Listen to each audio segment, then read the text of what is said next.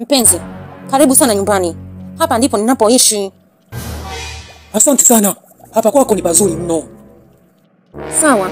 Sasa naomba nikutembeze tembeze ili uyaone mazingira ya nyumba. Sawa, haina shida.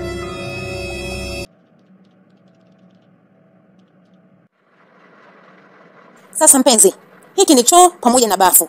Yaani mambo yote yanaishia hapa. Kwa hiyo karibu sana. Jisikie huru. Jisikie upo nyumbani kipenzi changu. Oh, bafu lako ni nzuri sana. Nimefurahi kuiona nyumba yako.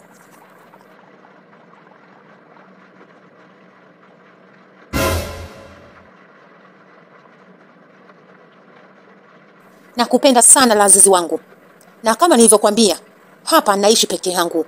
Hivyo wewe usijali. Kuwa na amani, wewe relaxi. Upo na mimi. Asante kipenzi.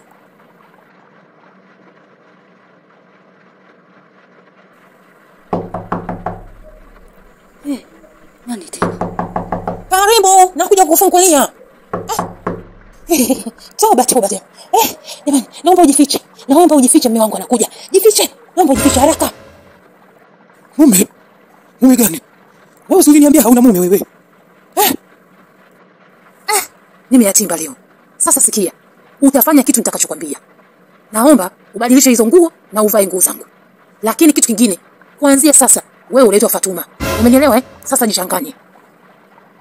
Wewe mwanamke, mbona nimegonga mlango muda mrefu halafu hujanifungulia? Una shida gani? Unajua mume wangu, nipo na shoga yangu Fatuma umjani tunapiga umbea. Ndio maana nimechelewa kufungulia mlango. Nisamee mume wangu. Huyu ni shoga yako? Unasema ni Fatuma? Mbona kama simuelewi huyu Fatuma? Zombi si zombi, kikongo si kikongwe.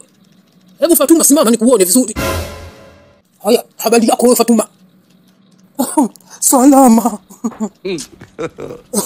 Kwa hiyo wewe unaniletea ujinga kwenye nyumba yangu? Fatuma gani wewe? Una midevu kama kambale mzee. Unanitania? Yala, nishajulikana mimi.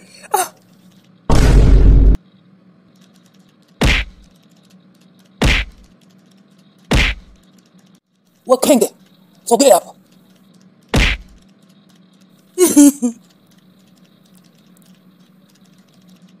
Naomba utoke. Sitaki kukuona tena kwenye hii nyumba yangu. Chukua huyo kibagula mwenzako, nisije nikawaua. Fanya haraka uondoke.